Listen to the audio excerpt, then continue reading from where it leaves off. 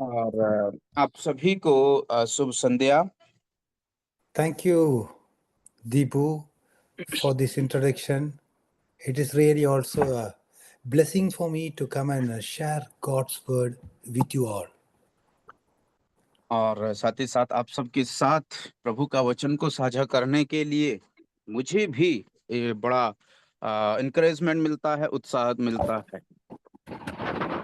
Really, prayer is something which we all need so that we can walk with the Lord, we can work with Him, and also we can go along progressing with Him. और इतना ही नहीं, वरन ये जो प्रार्थना वास्तव में बहुत अच्छी बात है। प्रार्थना के साथ साथ हम प्रार्थना कर सकते हैं, प्रार्थना के साथ उसके साथ हम वर्क कर सकते हैं, उसके साथ चल सकते हैं, और साथ ही साथ प्रार्थना के जरिए हम आगे को और अपने जो कार्य में प्रोग्रेस करते हुए बढ़ोतरी होते हुए हम आगे बढ़ते चले जाते हैं। I thank each and every one of you for your presence. May God bless this time so that it might be useful for each and every one of us spiritually for His glory. आत्मिक रूप से ये जो अवसर हमें प्रभु ने दिया है, आप मेरे लिए और आप सबके लिए, और एक साथ हर एक प्रियजन जो इस मंच पर जुड़े हुए हैं, ये अवसर, ये मौका आप सबको आशीष का कारण बने और प्रभु की महिमा का कारण बनने पाए। So, as you all know, we are discussing about the topic powerless without prayer, study in the book of Acts. और जिस प्रकार से आप सब लोगों को ज्ञात है, जानते हैं कि हम लोग इन दिनों में बिना प्रार्थना के शक्तिहीन होना, उस विषय पर हम लोग अध्ययन करते चले आ रहे हैं, जिसको हम लोग प्रभु के वचन में प्रेरितों के काम की पुस्तक से उस भाग को हम लोग पढ़ते चले आ रहे हैं। We have already finished 10 lessons. Last time we studied about prayer and open doors. Today we will be going into our 11th lesson. और हम लोग अभी तक 10 भाग को अभी तक देख चुके हैं, सीख चुके हैं, और अब हम लोग हमारे आज जो 11वें भाग में हम लोग प्रवेश करने वाले हैं। पिछले बार हम लोगों ने प्रार्थना और द्वार, खुले हुए द्वार के विषय में हम लोगों ने चर्चा किया। So, in this 11th lesson, we are going to talk about prayer and the key Christian. और आज हम लोग देखने वाले हैं कि प्रार्थना और मुख्य मसीही लोग। We shall read a passage in the book of Acts, 11th chapter, 1 to 17 verses. Acts chapter 11, uncle, verses 11, 1 to 17. Acts 11, 1 to 17.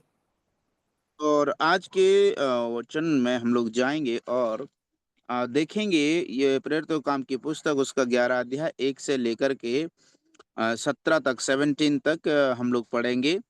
प्रेरितों के काम 11:1 से 17 तक। ओके। आओ।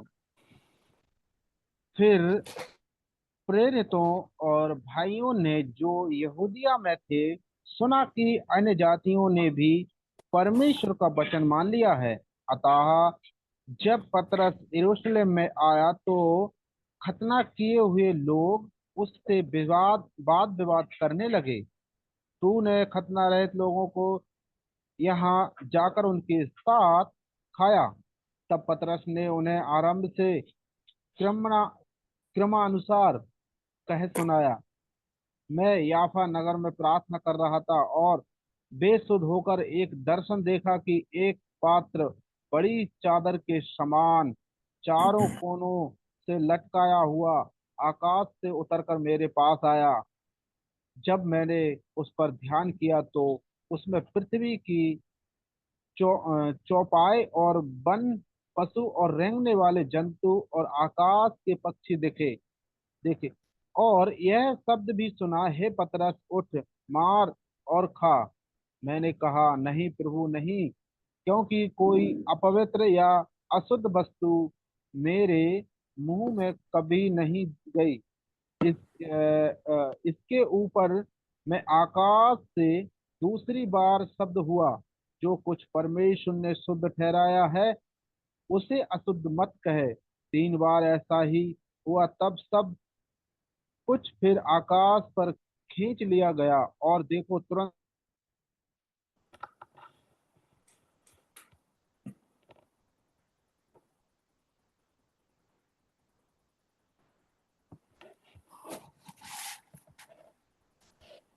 और देखो तुरंत, तब तुरंत 3 मनुष्य जो कैसरिया से मेरे पास भेजे गए थे, उस घर पर जिसमें हम थे खड़े हुए। तब आत्मा ने मुझसे उनके साथ बेझिझक हो लेने को कहा, और वे 6 भाई भी मेरे साथ हो लिए, और हम उस मनुष्य के घर में गए। और उसने बताया कि मैंने एक स्वर्गदूत को अपने पास अपने घर में खड़ा देखा, जिसने मुझसे कहा, याफा में मनुष्य भेजकर शमौन को, जो पतरस कहलाता है, बुलवा ले। वह तुझ से ऐसी बातें कहेगा जिस दिन के द्वारा तू और तेरा सारा घराना उद्धार पाएगा। जब मैं बातें करने लगा तो पवित्र आत्मा उन पर उसी रीति से उतरा, जिस रीति से आरंभ में उन पर उतरा था। मुझे प्रभु का वचन स्मरण आया, जो उसने कहा, यूहन्ना ने तो पानी से बपतिस्मा दिया, परंतु तुम पवित्र आत्मा से बपतिस्मा पाओगे। अतः जबकि परमेश्वर ने उन्हें भी वही दान दिया जो हमें दिया, प्रभु यीशु मसीह पर विश्वास करने से मिला, तो मैं कौन था जो परमेश्वर को रोक सकता था? यह संकल्प। Yes, thank you. Thank you. So, as I told you, we have already discussed about prayer and open doors, prayer and closed doors. और जैसे कि मैंने आपको बताया कि हम लोग प्रार्थना और बंद दरवाजे, प्रार्थना और खुले दरवाजों के विषय में पिछले हफ्ते हम लोग सीख चुके हैं। The history of the church is recorded of the conflict between closed minds and open doors.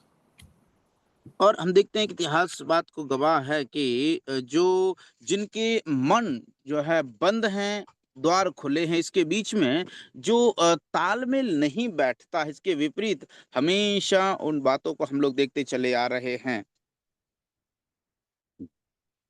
So, wherever we find God's people praying, otherwise praying people, there are always open doors, and there were open doors of ministry in Acts 10th and 11th chapter.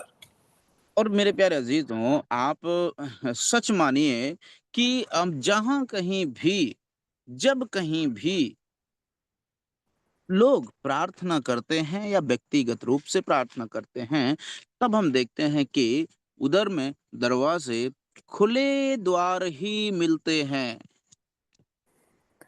And whenever we find people praying, people who are excited about open doors, they also find closed mind. That is, people who look at the future in a rear view mirror. और मेरे प्यारे अजीजों, देखिए, इस प्रकार से हम लोग देखते हैं कि जहां कहीं भी द्वारे दरवाजे खुले मिलते हैं, वहीं पर हम देखते हैं कि कुछ लोगों के बंद बंद दिमाग या फिर सोच वाले लोग हमको मिलते हैं। क्योंकि वो ऐसे लोग प्रार्थना के लिए द्वार तो खोलते हैं, लेकिन वो उनका भविष्य को, जो पीछे देखने वाला जो शीशा है, व आईना है, पीछे क्या है, उस आईने में अपना भविष्य देखते हैं। We always meet head on the conflict with people who can't change or with people who will not change. और हम इस प्रकार के लोगों से अक्सर मुठभेड़ हमारी होती है। एक जो कभी जिनको कभी बदला नहीं जा सकता, और जो कभी बदल नहीं सकते। We have already seen in the 10th chapter of Acts, Peter was praying, God gave him a vision, saying that the Gentiles would be reached with the gospel. But Peter had a closed mind. लेकिन हम यहाँ पर देखते हैं पतरस को प्रभु ने कहा कि तेरे लिए एक अन्य जातियों में जाकर के सुसमाचार का द्वार खुला है, प्रभु ने द्वार खोल दिया है। लेकिन पतरस को हम लोग देखते हैं कि पतरस का जो दिमाग है, पतरस का जो मन है, वो उसका दिमाग बिल्कुल बंद था और वो नहीं समझ पाया। God then taught Peter, saying that the Gentiles are going to be the part of the church. और प्रभु ने उनसे कहा कि जो अन्य जातीय लोग हैं वो भी कलीसिया का जाकर के एक हिस्सा बनने वाले हैं। ये प्रभु ने निर्णय लिया। As I told you, Peter was using the keys to open the doors of faith. He had opened the door of faith to the Jews at the Pentecost. जिस प्रकार से हम लोग इस बात को जानते हैं, इतिहास इस बात का गवाह है कि पतरस वो है जिसने यहूदियों के लिए विश्वास के द्वार को खोला था पेंतेकुस्त के दिन। And also, he opened the door of faith for the Samaritans and later on for the Gentiles. और साथ ही साथ हम देखते हैं कि उसने सामरिया के लोगों को भी वो द्वार उसने खोला। और उसके बाद फिर हम देखते हैं कि अन्य जातियों के लिए भी पतरस विश्वास रूपी द्वार को खोलता है। So, Peter here was made by God or moved by God into an exciting new area of ministry. लेकिन हम देखते हैं कि पतरस एक यहाँ पर ऐसे एक नई सेवकाई के लिए जो बहुत ही ज्यादा उत्साह भरी है, एक द्वार खोलते हुए एक निर्णय को यहाँ पर हम लोग देखते हैं। Peter was a key Christian and yet he was criticized for what he did. हम देखते हैं कि पतरस मसीहों में से उन दिनों में वो मुख्य मसीही था, फिर भी बावजूद इसके भी उसकी आलोचना भी हुई। We always see and also read in the history and the biographies that whenever God calls someone to do something new, that person is opposed even by Christian people. और इस बात को इतिहास भी इस बात का गवाह है कि हम देखते हैं कि जब कभी भी कोई भी नया व्यक्ति, कोई भी विश्वासी या फिर सेवक, कोई भी व्यक्ति जब कोई नया काम करने का प्रारंभ ही करते हैं, तब इतिहास इस बात का गवाह है कि उस व्यक्ति का विरोध का सामना करना होता है, उसकी बहुत आलोचनाएं भी होती हैं। So sometimes there are Christian people who are opposing two different ways of progressing. Even though और they are sincere, they are bounded by traditions. और इस बात को देखिए मेरे प्रिय दोस्तों, जब कभी भी कोई भी व्यक्ति कुछ कार्य को करना चाहते हैं तो कुछ जो विरोधी लोग हैं, आलोचक हैं, वो क्या करते हैं, वो उस प्रकार से विरोध जताते हैं जिससे उस कार्य को जो प्रगति होनी चाहिए थी उसमें बाधा आ जाती है। और वो उस प्रकार की बातों को कहते हैं क्योंकि ये संस्कृति है, परंपराएं, तमाम प्रकार के मुद्दे को लेकर के उस बात को जो है विरोध कर देते हैं और बाधा डालते हैं। We have to keep in mind that the gospel does not change, the message of the word of God does not change, but God's church has to adapt to the new things that He wants us to do. और इस बात को ध्यान रखना है कि प्रभु का वचन कभी नहीं बदलता, सुसमाचार का संदेश कभी नहीं बदलता, लेकिन कलीसियाओं को वो आदतें, वो तरीके अपनाना होगा जिनके द्वारा इन वचन को और सुसमाचार को प्रचारित किया जाता है। So, as Apostle Paul was God's key man, in this 11th chapter of Acts, he ran into some closed minds and he had to defend himself. देखते हैं पतरस जो उन प्रेरितों में से मुख्य प्रेरित था, लेकिन हम देखते हैं कि पतरस अभी एक ऐसी अवस्था में दौड़ करके फंस जाता है और अपने उस दिमाग को जो है वो बंद कर लेता है, मानो वो कुछ नहीं समझ पाता है। We read here in Acts 11 chapter 1st and 2nd verse, the phrase that is contended with him means they made a difference with him. और हम इस बात को देखते हैं, वचन जब पहले और दूसरे आयत में पढ़ते हैं तो हम लोग पाते हैं वहां पर कि उन्होंने उसमें भेद को और अंतर को उसने वहां पर रखा है। I will tell you in our previous study in Acts 10 chapter 12, 20th verse, we have seen the same thing, that is doubting nothing, which means making no difference, making no distinction. और पिछली बार हम लोगों ने इस बात को अध्ययन किया था और जिसमें आपको याद दिलाया था कि हमें किसी भी प्रकार का कोई भेद नहीं करना चाहिए। इसका प्रेरित 10 का 20 में हम लोग पढ़ते हैं कि हमें उसमें क्या है, कोई भेद नहीं करना है, भिन्नता को वहां पर सत्यापित नहीं करना चाहिए। So, as we have seen last time, there is no difference between Gentiles and Jews. But these legalists in the church had closed minds and they want to make differences between Jewish believers and Gentile believers.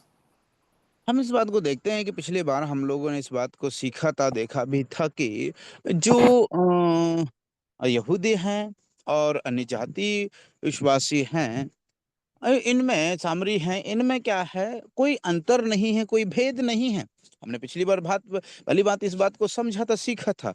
लेकिन कलीसिया के कुछ ऐसे तथाकथित बुद्धिजीवी यहूदी हैं जो इनमें अंतर को साबित करना चाहते हैं। जैसे कि यहूदी अलग है, अलग विश्वासी हैं, अन्य जाति अलग विश्वासी हैं, सामरी अलग विश्वासी हैं। सो वहां पर वो भिन्नताओं को सिद्ध और साबित करने की कोशिश में लगे रहते हैं। So here Peter, he continues to explain to them how he preached the word of God from the 15th, 16th and 17th verses. It's clearly explained here. लेकिन हम देखते हैं कि उसका जवाब हम लोग देखते हैं कि पतरस किस प्रकार से उस बात को व्याख्यात करता है, समझाता है। 15, 16 और 17वीं आयत में साफ साफ लिखा हुआ है। So, as I told you, Peter was a key man. God was using him to open doors. So, the question here is, what are the marks of a key Christian? और जैसे कि हम लोगों ने इस बात को देखा है कि पतरस वो एक मुख्य व्यक्ति था, तो हम लोग अभी इस बात को देखने वाले हैं कि आखिर एक मुख्य व्यक्ति के, एक मुख्य मसीह होने के जो चिन्ह क्या क्या होते हैं, लक्षण क्या क्या होते हैं, उनको अभी हम लोग देखने वाले हैं। Yes, brothers and sisters, do you and I have open doors or closed doors? हाँ मेरे प्रिय भाई बहनों, क्या आप और मैं भी बंद दरवाजों को और खुले दरवाजों को हम लोग भी इस प्रकार का सामना कर पा रहे हैं क्या, या फिर बंद दिमाग को, सोच को और खुले दरवाजों को हम लोग भी क्या सामना कर रहे हैं? Do we have open doors or closed minds? क्या हमारे पास भी दरवाजे तो खुले हैं लेकिन दिमाग बंद है, ऐसी अवस्था है क्या? I have discovered in my ministry that when people are praying and seeking the will of God, God opens doors for them. हम इस बात को देखते हैं कि जब वो लोग निरंतर रूप से एक साथ मिलकर के, एक मन होकर के प्रार्थना में लगे हुए थे, तो परमेश्वर ने उनके लिए दरवाजे खोले। They have places of ministry and God gives them exciting opportunity for witness. और इस बात को देखते हैं कि उनके लिए जो है मौके तो थे प्रभु का वचन को, लेकिन हम देखते हैं कि वो बहुत ही ज्यादा प्रेरणा और प्रोत्साहन से भरे हुए रिजल्ट को, परिणाम को हम लोग देखते हैं जब प्रभु उन्हें अवसर देते हैं तो। So now we are going to see what are the marks of a key Christian. और अभी हम लोग सीखने वाले हैं कि एक मुख्य मसीह या प्रमुख मसीही व्यक्ति के जीवन में प्रमुख रूप से कौन कौन से चिन्ह होते हैं। I would like to turn your attention to at least 4 of them for today's passage. और आज के वचन के लिए और आज के अध्ययन के लिए मैं आप लोगों का ध्यान ऐसे प्रमुख 4 बिंदुओं पर, 4 चिन्हों पर आपका ध्यान आकर्षित करना चाहता हूँ। So, the first mark of a key Christian is his eyes. और सबसे पहली जो एक प्रमुख व्यक्ति का, प्रमुख मसीही व्यक्ति का जो सबसे पहला प्रमुख चिन्ह है, वो है उसकी आँखें। We can read a passage in Matthew 9 chapter 36, 37th and 38th verse.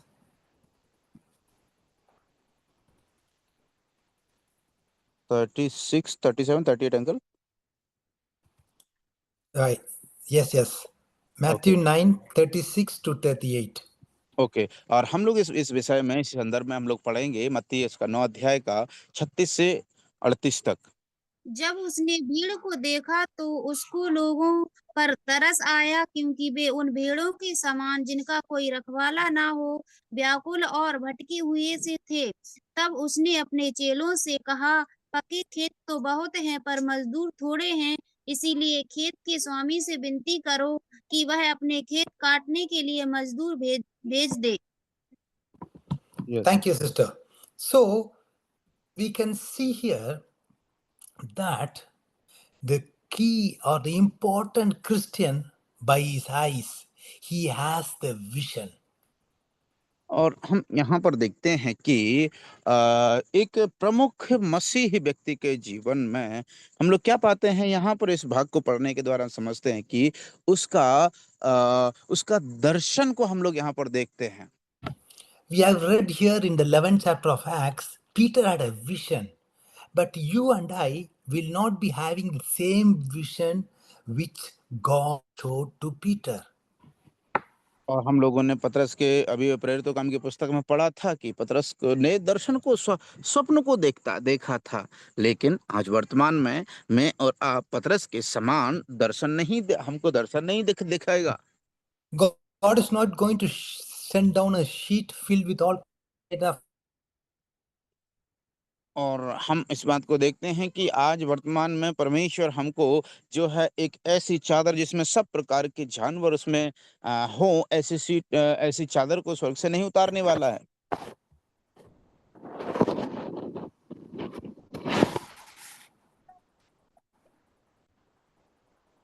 Yes, uncle. Can you hear me? No, I'm not. Now I am able to hear. I'm sorry, but I translate. Okay, once again I will repeat. और हम देखते हैं कि पतरस को जिस प्रकार से दर्शन मिला था कि एक चादर जिसमें सब प्रकार के जानवर समाये हुए थे, आज वो चादर सभी प्रकार के जानवरों के साथ यहाँ पर नहीं भेजी जाएगी हमारे लिए। So God does want us to see the need. लेकिन परमेश्वर हमसे चाहते हैं कि हमारी नजरें, हमारी दृष्टि जरूरत पर लगी रहें। Lord wants us to see the lost world as a flock that needs shepherding, as a field that needs harvesting. और आज परमेश्वर चाहते हैं कि हमारा जो दृष्टि है, हमारा जो नजरिया है, वो एक उस चरवाहे के समान हो जो भेड़ें जो तितर बितर और अनाथ भेड़ें जो घूम रही हों, और एक हमें ऐसी फसल पर हमारी नजरें होना चाहिए जिसमें कटनी के लिए वो फसल पक कर तैयार हो गई हो। Yes, brothers and sisters, are you able to see that? Are you a kind of Christian who are praying and has the vision of a lost world? और क्या मेरे प्यारे अजीजों, आप एक ऐसे प्रमुख मसीह हैं या ऐसे प्रमुख विश्वासी हैं जो और जो नाश होने वाली भेड़ों के लिए, नाश होने वाली आत्माओं के लिए आप बोझ के साथ प्रार्थना करते हैं? क्या आप ऐसे विश्वासी हैं जो संसार को देख करके उद्धारकर्ता को, वचन को सुनाने वाले, सुसमाचार सुनाने वालों के लिए प्रार्थना करना, उनकी जरूरतों Why, को देख करके क्या आप ऐसे प्रार्थना करने वाले हैं? why don't some believers don't see this vision? Why don't some believers don't see this lost world? Because they have closed minds and closed eyes. और हाँ, मेरे प्यारे अज़ीज़ों, आज क्यों ऐसे हम लोग देखते हैं कि मसीही लोग ऐसे आज क्यों पाए जाते हैं हाँ, जिनके दरवाज़े प्रार्थना के लिए तो खुले होते हैं, लेकिन जो उनके दिमाग है, उनके सोच विचार है, उनके सब वो बंद रहती हैं। That is what the Lord Jesus Christ tells us, that these people are not able to see this lost world. They are spiritually dead. They are not opened their eyes by faith. हाँ, मेरे प्यारे अज़ीज़ों, ऐसे भी वो लोग हैं जो इस प्रकार के रहते हैं। उनका जो सोच, उनका जो दिमाग है, उनकी जो आत्मिक आँखें हैं, वो खुली नहीं हैं। Some believers are blind to the vision because they have some spiritual deficiency. They are not spiritually alive. They are not spiritually healthy. हाँ, मेरे प्यारे अज़ीज़, इस बात को देखते हैं कि कुछ मसीही लोग जो है उन उन उन उस दर्शन को नहीं देख पाते हैं, क्योंकि वो उनकी आत्मिक आँखें हैं, वो कमज़ोर हैं। वो आत्मिकता से जो है उन्हें अंधापन महसूस होता है, उन्हें सूझता नहीं है, कहाँ ज़रूरत है उसकी। So we have heard that doctors tells us that diet affects the vision. When we have some physical deficiency, that might affect our vision. It is the same with the spiritual thing. और When we are और मेरे spiritually diet, spiritually blind, that can affect also our health and also our vision. और मेरे प्यारे अज़ीज़ों, जिस प्रकार से हम लोग संसार में जाते हैं और देखते हैं कि एक डॉक्टर को जब हम दिखाते हैं और हमारी दृष्टि में अगर कोई बाधा आती है या फिर कोई फुल्ली है या फिर कोई जो है इस प्रकार से कुछ समस्या आती है, तो जो हमारी नज़र पर प्रभाव डालती है और अगर हम उसको समय पर उसका इलाज नहीं करवाते हैं, तो अंधापन होने की संभावना बढ़ जाती है। ठीक वैसे ही आत्मिक रूप से भी होता है। आत्मिक रूप से भी जब व्यक्ति का जो दर्शन है, व्यक्ति का जो दृष्टि है, अगर वो सचेत नहीं रहते, जागृत नहीं रहते हैं, तो वो व्यक्ति एक आत्मिक अंधेपन की ओर चला जाता है। So we can read another passage which beautifully explains this in 2 Peter first chapter 5 to 9 verses. और इसी के संदर्भ में हम लोग एक और आयत को दूसरा पत्रस उसका 1 अध्याय 5 से 9 आयत तक जब हम पढ़ते हैं, तो हम पो भली-भाँति वहाँ पर साफ-साफ समझ सकते हैं। दूसरा पत्रस 1 अध्याय 5 से 9 तक। और इसी कारण तुम और सब तुम सब प्रकार का यत्न करके अपने विश्वास पर सद्गुण पर समझ और समझ में संयम और संयम पर धीरज और धीरज पर भक्ति और भक्ति पर भाईचारे की प्रीति और भाईचारे की प्रीति पर प्रेम बढ़ाते जाओ, क्योंकि यदि ये बातें तुम में वर्तमान रहें और बढ़ती जाएं, तो तुम्हें हमारे प्रभु यीशु मसीह की पहचान में निकम्मे और निष्फल ना होने देंगे, क्योंकि जिसमें ये बातें नहीं, वह अंधा है और धुंधला देखता है और अपने पिछले पापों को धुलकर शुद्ध होने को भूल बैठा है। yes. The Thank you, seven sister. ni ni So we see here, ninth verse is very clear, uncle. yeah, But whoever lacks these things is so nearsighted yeah, that he is blind, having forgotten he has been cleansed from his past sins. Wonderful, yes, amazing. yeah, wonderful. So some Christians, they are not growing because they can't see the vision. और yes, या हमारे प्यारे अज़ीज़ों, इस वचन को पढ़ने के बाद हम समझते हैं कि कुछ मसीह लोग इसलिए नहीं बढ़ पाते हैं, क्योंकि उनके जीवन में आत्मिक दर्शन नहीं है, वो नहीं देख पाते हैं। Some people can't see because they are distracted by other things. लोग इसलिए नहीं देख पाते हैं क्योंकि वो दूसरी चीज़ों से प्रभावित होकर के दिशाविहीन हो जाते हैं। That's why we read in Luke 9 chapter 62nd verse, they put their hand to the plow and they looked back. इसलिए तो हम प्रभु के वचन में पढ़ते हैं कि वो लोग ऐसे होते हैं जो हल पर हाथ रख करके पीछे की ओर देखते जाते हैं। Or sometimes we are like Lot. We are looking around at the world and we have taken our eyes off the field.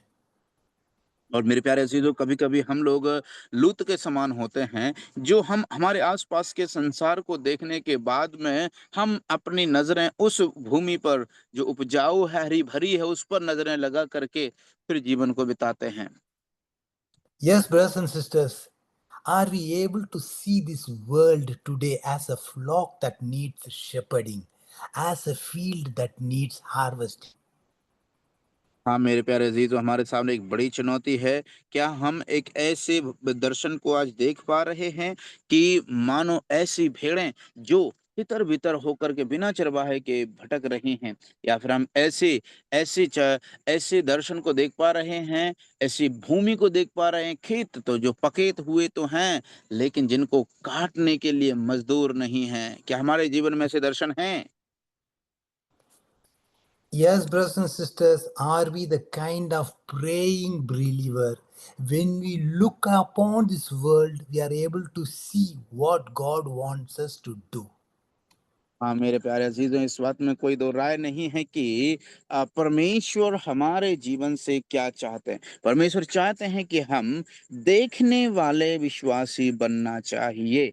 हम जो है इन इस प्रकार के दर्शनवादी होना है, हमारे जीवन में वो स्वप्न होना है, जो हम इन सब चीजों को, जरूरतों को देखते हुए आत्मिक दृष्टि से सचेत रहें। You can always tell a key Christian by his eyes or by her eyes. और आप एक प्रमुख मसीही को तभी बुला सकते हैं उसके उसके नजरिए से, उसके दृष्टि से। A key Christian always he has the vision. How is your vision, brothers and sisters? Do you need to go to see an eye specialist, heavenly eye specialist? और हाँ मेरे प्यारे अजीजों, एक सवाल बहुत बड़ा सामने खड़ा होता है।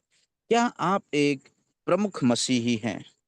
क्या आपके पास भी एक अच्छा नजर है, एक अच्छा दृष्टि है जिससे आप देख पा रहे हैं, या फिर आपको जरूरत है कि स्वर्गीय जो आंखों का डॉक्टर है, जो आपकी दृष्टि को देखता है, परखता है, जांचता है, उसमें कहाँ कमी है, उसको सुधार सकता है, क्या आपको उसके पास जाने की जरूरत है, या फिर आप एक दर्शनवादी हैं?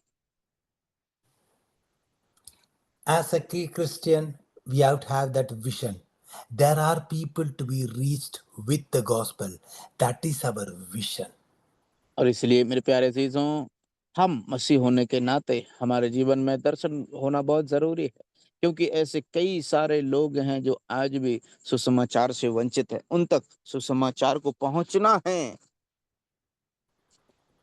So now we will go into the second mark of a Greek Christian, that is his ears. He hears the voice. और अभी हम लोग दूसरा बिंदु में हम लोग जाएंगे एक प्रमुख मसीह के, और वो है उसके कान। वो देखते हैं प्रभु का वाणी को, वो वहां पर सुनता है।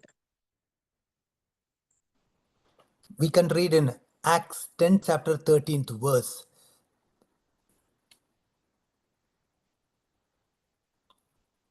और Acts इसको 10 हम लोग chapter 13th verse. 10 का 13 हम लोग पढ़ सकते हैं, एक आयत को। और उसे एक ऐसी वाणी सुनाई दी, हे पतरस, उठ, मार और खा। Then a voice spoke to him, rise Peter, kill and eat. Have you heard the voice of God commanding you to go? क्या मेरे प्यारे जीजों, हमने आज या हमने अपने जीवन में कभी भी ऐसी एक आज्ञा को, क्या ऐसे हुक्म को हमने सुना है जिस बात को कहता है कि उठ, जाग और जा सुसमाचार के लिए?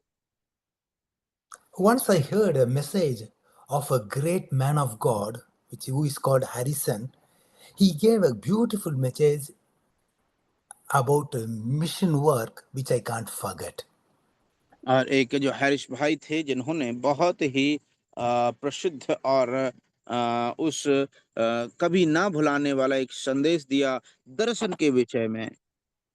He said to each and every one of us as believers, we have to hear what God has to say.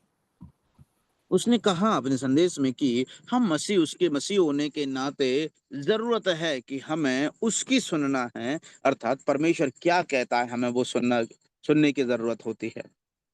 So he told that, as we all know, in the Gospel of Mark, 16, chapter 15th verse, it is written, "Go ye into all the world and preach the gospel to every creature." Creature. That is the command from above. और इस बात को मेरे प्यारे जी, इस बात को प्रभु के वचन में भी हम लोग पढ़ते हैं, जहां पर वो लिखा हुआ है कि इसलिए तुम जाओ सारे जाति के लोगों को सुसमाचार सुनाओ। सो ये प्रभु की ओर से दिया गया हुक्म है। But some people say that no, our church wants to be different. We are not supposed to have a missionary program. लेकिन आजकल ऐसी कलीसियाएं भी हम लोग देखते हैं जो है इस प्रकार के जो मिशनरी और दर्शनवादी जो प्रोग्राम्स होते हैं उनको करने में रुचि नहीं रखते। But we have to be very careful that this command from above to go into all the world and preach the gospel is given to every Christian and to every assembly that God has raised up.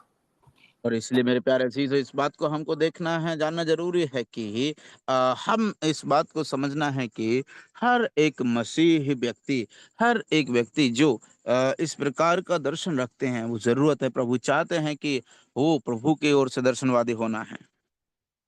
And there is another thing important for us to remember.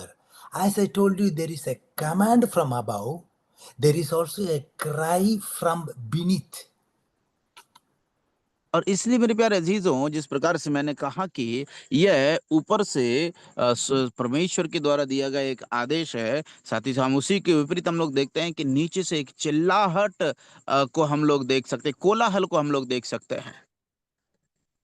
What is that cry? We can read it in the 16th chapter of Luke, 27th and 28th verse. और इसके विषय में हम लोग लूका 16 अध्याय का 27 और 28 आयत को हम लोग पढ़ सकते हैं। इसमें लिखा हुआ है, उसने कहा, तो हे पिता, मैं तुझसे विनती करता हूँ कि तू उसे मेरे पिता के घर भेज, क्योंकि मेरे 5 भाई हैं। वह उनके सामने इन बातों की चेतावनी दे, ऐसा ना हो कि वे भी इस पीड़ा की जगह में आए। अब्राहम ने उससे कहा, तेरे पास तो मूसा और भविष्यवक्ताओं की पुस्तकें हैं और वे उनकी सुने। उसने कहा, नहीं है पिता अब्राहम, यदि कोई मरे हुए में से उससे उनके पास जाए तो वे मन फिराएंगे। ये संकल्प। Yes, you have read Luke 16 chapter 27, 28 verse. That's it. That's ये it. संकल्प, या Yes. 27-28। So here we remember the rich man who died and woke up in hell is begging for someone to go and tell his brothers about this good news. और मेरे प्यारे अजीजों, हम यहाँ पर देखते हैं कि खास तौर से यहाँ पर एक एक एक ऐसी घटना को देखते हैं जहाँ पर एक गरीब और एक अमीर दोनों मरते हैं। और जैसे ही वो लोग वहां पर पहुंचते हैं, तो ये जो धनी व्यक्ति था, जहां पर वो पीड़ा की स्थान में पहुंचता है ना, चिल्लाहट जहां पर हो रही है, वहां पर हम लोग देखते हैं कि वो अपने भाइयों को वहां पर ना आने के लिए वो इच्छा रखते हुए हम लोग यहाँ पर पाते हैं कि वो अब्राहम से विनती करता है। So that is the cry from beneath. You have seen the command from above, go into all the world and preach the gospel. Here in 16th chapter of Luke, there is a cry from beneath. और इसलिए मेरे प्यारे अजीजों, हम देखते हैं कि प्रभु की ओर से एक ऊपर से आदेश आया है कि जाओ सब जाति के लोगों को सुसमाचार सुनाओ। और अभी इस भाग में हम लोगों ने लूका 16 अध्याय 26-27 आयत में पढ़ा है, वहां पर एक नीचे से नरक से आ रही चिल्लाहट, आ रही पुकार को हम लोग यहाँ पर देखते हैं। Yes, brothers and sisters, if you and I could hear the cries of the people in the lost eternity right now, we will realize how important it is to get the gospel out. और मेरे प्यारे अजीजों, इस बात को समझना बहुत जरूरी है कि यद्यपि हम देखते हैं कि आज वर्तमान में परिस्थितियां ठीक नहीं है, ऐसा अवसर भी आ रहे हैं कि हम आगे जा करके सुसमाचार को प्रचार करने में समर्थ होते जाएंगे। So there is a command from above. Are we able to hear that? There is a cry from beneath. Are we able to hear that? इसलिए हम इस बात को देखते हैं कि यहाँ पर ऊपर से एक आदेश हमको मिला है। क्या हम उसे सुन पा रहे हैं? यहाँ पर एक हमें नीचे से चिल्लाहट को हम लोगों ने अभी देखा है। क्या हम उसे सुन पा रहे हैं? And there is also a third call. There is a call from without. We shall read in Acts 16, chapter 9th verse. Acts 16:9 uncle. Yeah, 16th, 9th verse. और हम लोग देखते हैं कि एक ऐसी भी पुकार को हम लोग देखते हैं जिसका कोई मूल नहीं है, बाहर से आ रही है। हम लोग देखते हैं उसका प्रेरित उसका 16 का 9 में जब हम पढ़ते हैं वहां पर लिखा है, वहां पौलुस ने रात को एक दर्शन देखा कि एक मकीदुनी पुरुष खड़ा हुआ उससे विनती करके कहता है, पार उतर कर मकीदुनिया में आ और हमारी सहायता कर। A vision appeared to Paul in the night, a man of Macedonian was standing there calling him and saying, come over into Macedonia and help us. Yes, wonderful. People around us are saying, come to help us. That is what this man of God was saying. There is a call from without. हाँ मेरे प्यारे अजीजों, इस बात को हम लोग देखते हैं कि यहाँ पर वो एक व्यक्ति पौलुस एक दर्शन देखता है जहाँ पर ऐसे लोग हैं जो इस प्रकार से चिल्ला रहे हैं, बुला रहे हैं कि आओ हमारी सहायता करो।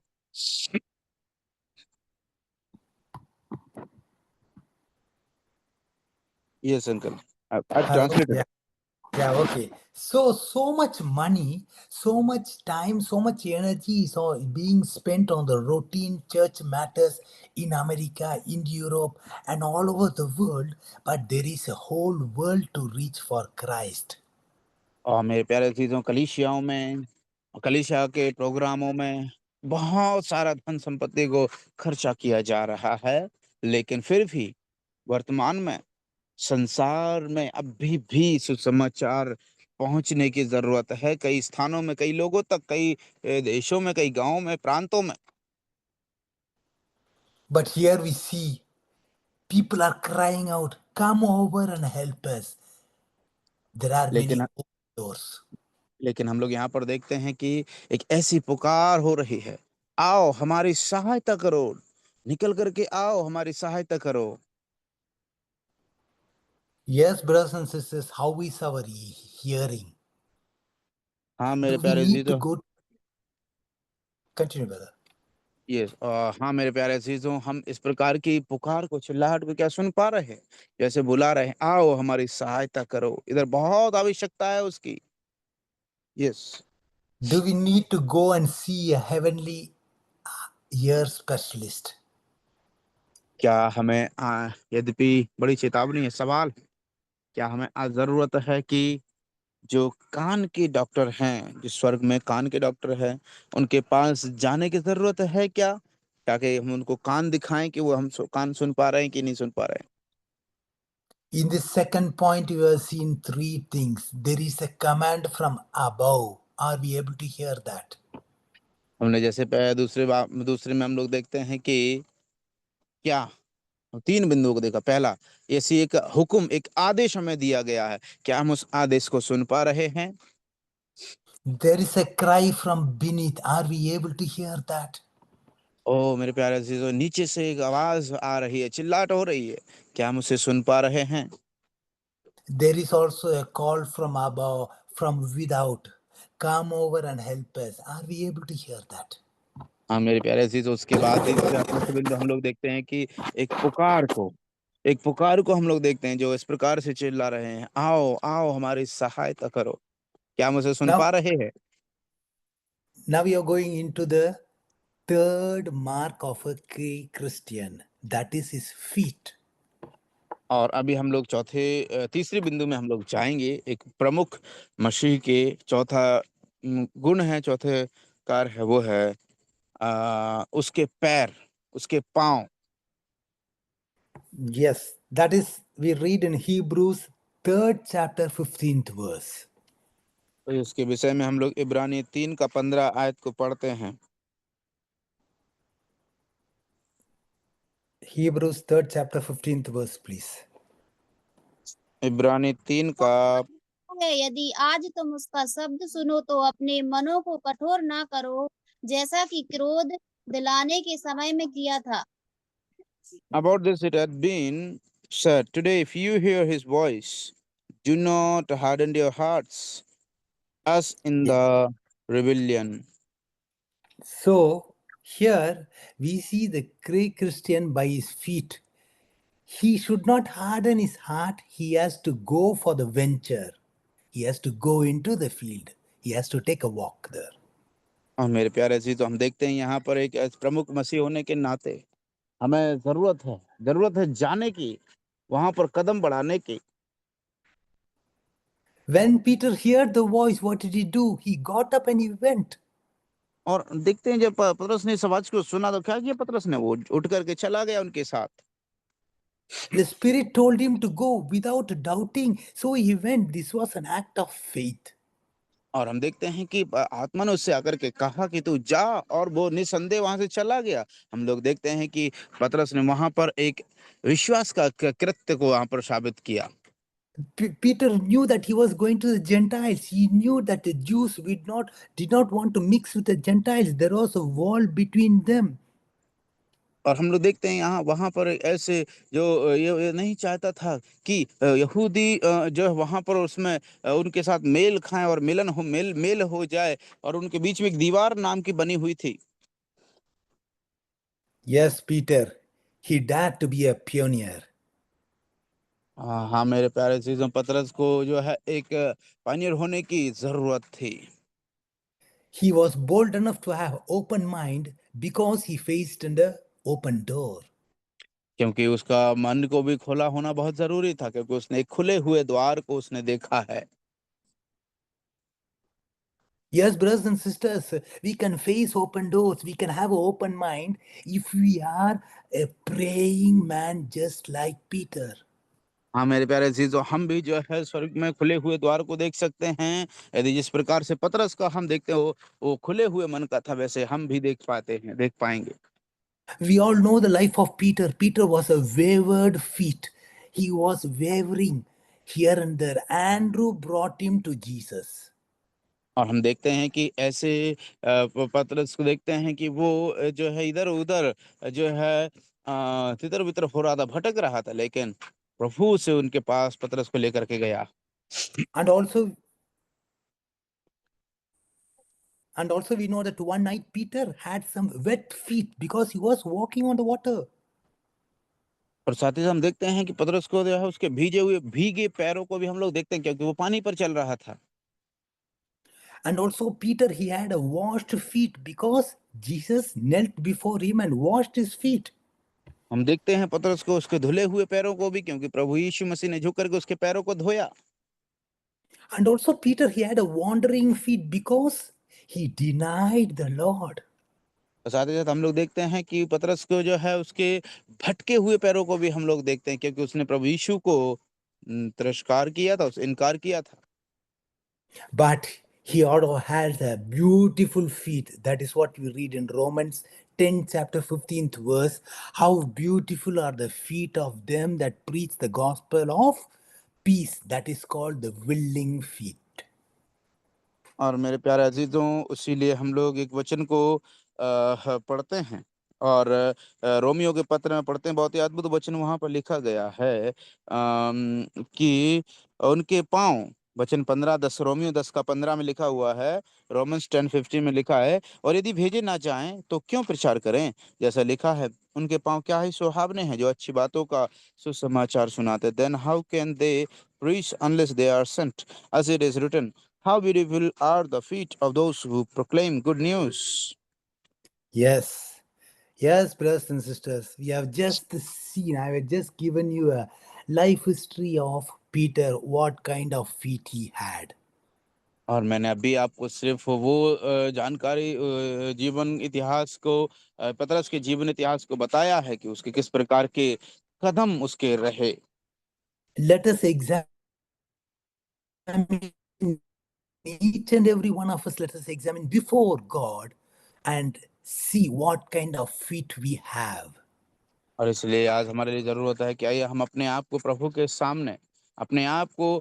के सामने जाँचने का प्रयास करें कि हमारे पैर प्रभु के सामने कैसे हैं। Yes, Peter, just like Peter, sometimes we have a wayward feet going here and there. कभी-कभी पतरस के समान हमारे जीवन में भटकने वाले पैरों को हम लोग देखते हैं जो इधर-उधर भागते रहते हैं। Sometimes we have a wet feet because we go through different difficult situations. कभी-कभी हमारे भीगे हुए पाँव होते हैं क्योंकि हम लोग जो है ऐसी कठिनाइयों से भरी हुई परिस्थितियों से होकर गुज़रते हैं। Sometimes we have to have a washed feet when we come with a repenting heart in the presence of God. और कभी-कभी हमारे जो है धुले हुए पैर भी देखते हैं जब हम प्रभु के सन्मुख आते हैं पश्चाताप करके पश्चाताप करके हम लोग जब पश्चाताप करते हैं और वापस लौट करके आते हैं। Sometimes we have a wandering feet because of our backslidden life. कभी-कभी हमारे जो है पाँव भटकने वाले और इधर-उधर अस्थिर रहने वाले पाँव को हम लोग देखते हैं क्योंकि हमारे जीवन में स्थिरता ना होने के कारण। But God wants us to have a willing feet. That is the beautiful feet which can preach the gospel. और लेकिन प्रभु चाहते हैं कि हमारा जो पाँव है वो सुहावने पाँव होना है जो सुसमाचार सुना सकते हैं। So now we will go into our fourth and the last mark of a key Christian. और इसलिए अभी हम लोग जो है एक मसीह के है ना प्रमुख मसीह का जो चौथा बिंदु है, चौथा गुण है उसको देखने वाले हैं। So the last one is you can tell that the mark of a Christian is his by his lips. He shares the victory. और उसके बाद हम लोग देखते हैं चौथा जो बिंदु है उस व्यक्ति का वो है उसके होंठ। और हम देखते हैं वचन में कि वो उन होंठों से उस विजय को प्रभु के वचन को जो है उसकी घोषणा करता है। So we know that when Peter came to the household of Cornelius, he shared the word of God. And और हम Jesus देखते हैं पतरस Christ. Just continue, brother. Yes हम लोग देखते हैं कि जब वो कुरनेलियुस के यहाँ पे जाता है तो वो वहाँ पर प्रचार करता है, यीशु मसीह के विषय में सुसमाचार को सुनाता है।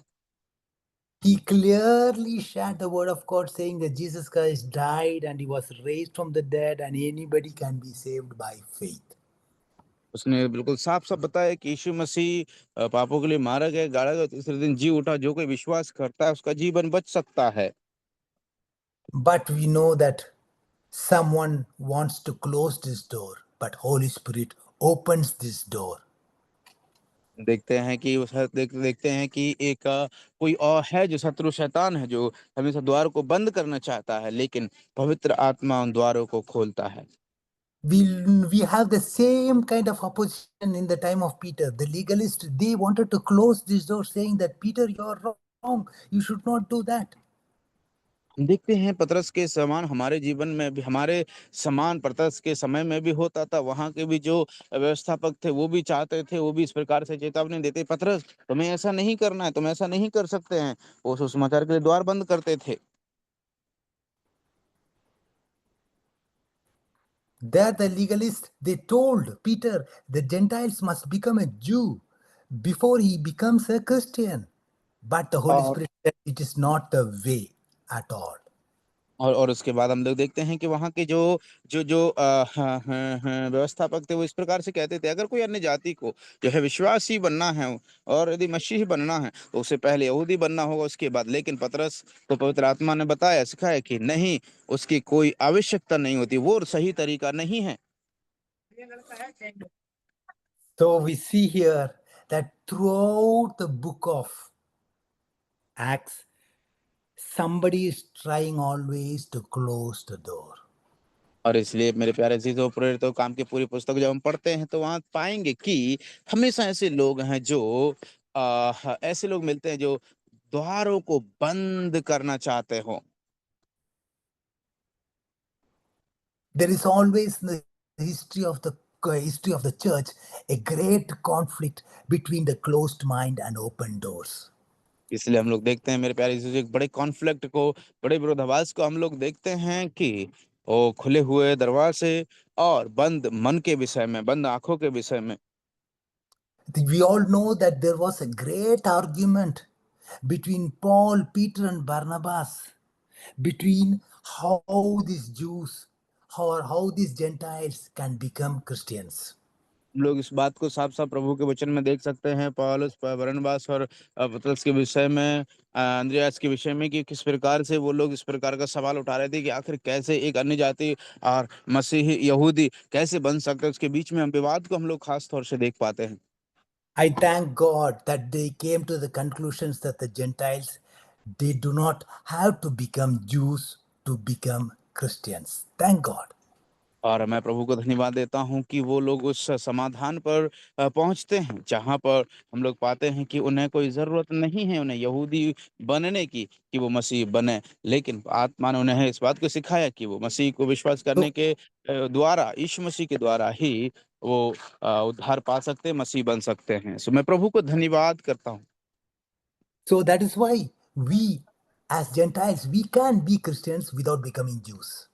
इसलिए मेरे प्यारे अजीजों, हम भी विश्वास करने के द्वारा बिना यहूदी बने ही मसीही बन सकते हैं। So you can tell always the key Christian by his lips.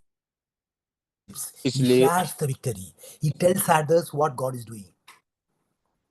इसलिए हम इस बात को देखते हैं कि हम उन ओठों के द्वारा जो हमेशा प्रभु का जयवंत और सामर्थी वचन को साझा करते हैं, उन व्यक्तियों को हम लोग देख सकते हैं।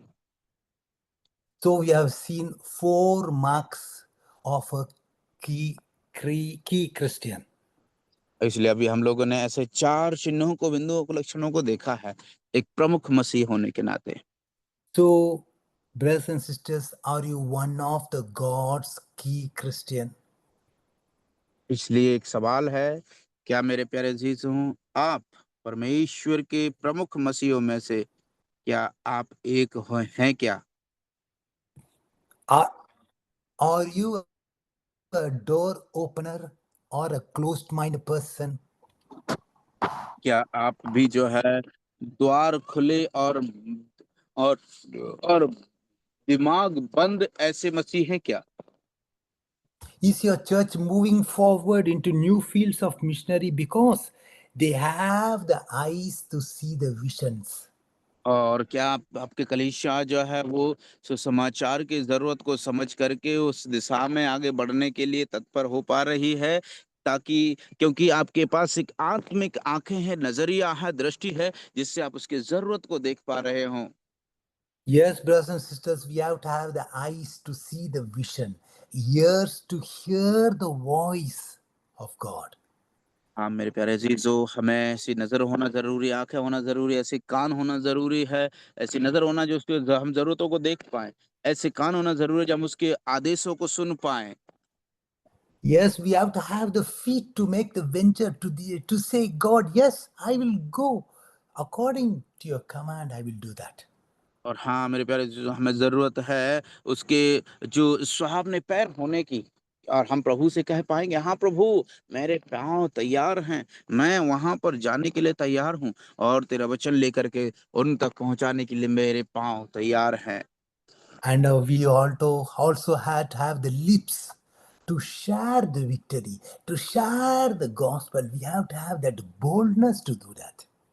हाँ मेरे प्यारे, इतना ही नहीं वरन हम लोग देखते हैं कि हमारे ऐसे हॉट भी होना है, हमारे ऐसे जवान शब्द भी होना है जो उस जय को, उस जीत को लोगों के सामने बड़े ही तत्परता के साथ, हिम्मत के साथ साझा करने वाले होने पाए। Yes, brothers and sisters, something happens when churches pray because when churches pray, God opens doors. हाँ मेरे प्यारे अजीजों, जब कलीसियाएं प्रार्थना करती हैं कुछ होता है, कुछ होता है। कलीसियाएं जब प्रार्थना करती हैं परमेश्वर द्वार खोल देता है। Yes, brothers and sisters, something happens when churches pray. God opens closed minds, closed eyes, closed ears, and closed hearts. हाँ मेरे प्यारे अजीज, जब कलीसियाएं प्रार्थना करती हैं तो जो बंद मन हैं उनके दरवाजे प्रभु खोल देता है। बंद हृदय हैं प्रभु उनको खोल देता है। बंद कान है प्रभु उनको खोल देता है। बंद आंखें हैं प्रभु उनको खोल देता है। बंद जुबान है प्रभु उसे खोल देते हैं। हाँ, जब कलीसियाएं प्रार्थना करती हैं तब ये चमत्कार होते हैं। So, as key Christians, may the Spirit of God help us to walk through open doors and do wonderful things for His glory. Amen. आमीन, आमीन, आमीन। प्रभु हमारी सहायता करे, हम उन पर प्रमुख मसीह होने के नाते प्रभु हमारी सहायता करे कि हम प्रमुख मसीह होने के नाते हम उन 4 बातों को समझते हुए अपने जीवन में एक हृदय, खुला मन, खुली आंखें, खुले कान, खुले होंठ और घूमने वाले पांव होने पाए। प्रभु हम ऐसा करने के लिए हमारी सहायता करे। आमीन, आमीन।